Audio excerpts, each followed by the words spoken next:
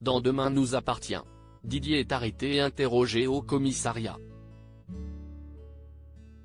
Il avoue tous ses crimes, mais n'incrimine pas Angélique, qui est relâchée. De plus en plus fragile, Violette pense à mettre fin à ses jours. Nore remarque avec aigreur que Gabriel et Soraya sont devenus très complices.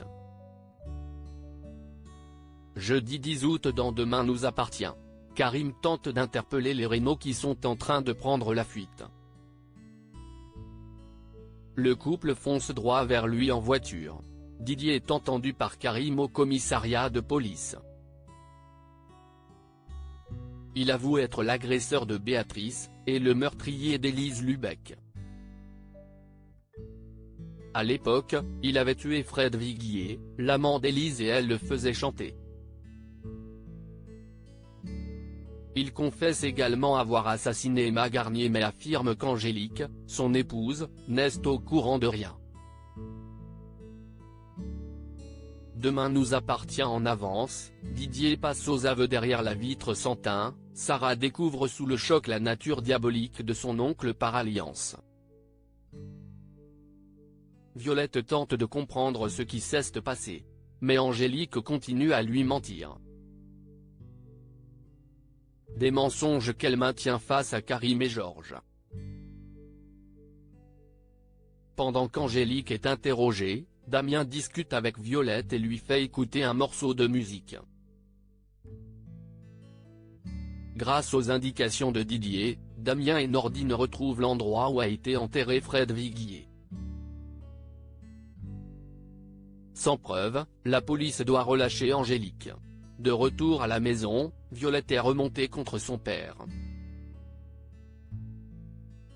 Angélique se sent impuissante.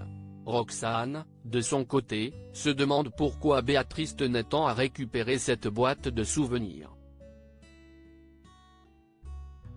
Demain nous appartient en avance, Marianne et Gilles se chamaillent. Marianne surprend Gilles en train d'étendre du linge propre, dont ses petites culottes. La médecin trouve son comportement déplacé.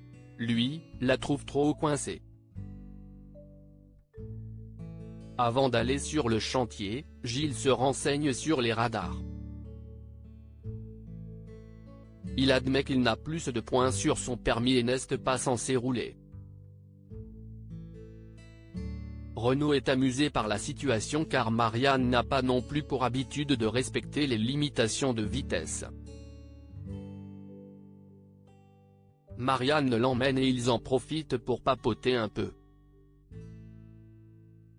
Gilles se confie sur les circonstances de son divorce. Finalement, Marianne lui donne un coup de main pour les travaux.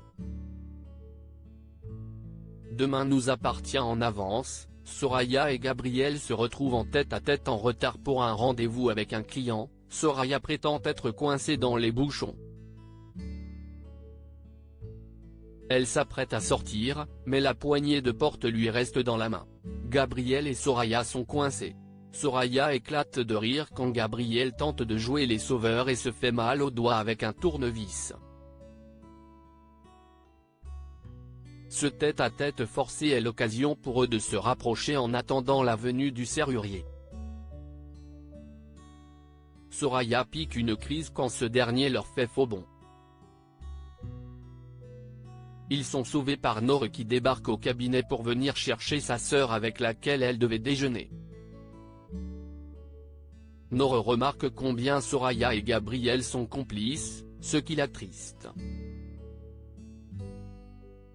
Au déjeuner, elle avoue à sa sœur ce qu'elle ressent et Soraya s'excuse de lui avoir fait de la peine. Demain nous appartient en avance, Violette est à bout à l'heure de dîner, Violette a disparu.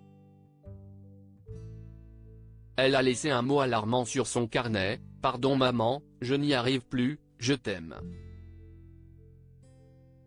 Sarah fouille la maison et trouve Violette dans sa chambre. Elle a noué une corde à une poutre du plafond.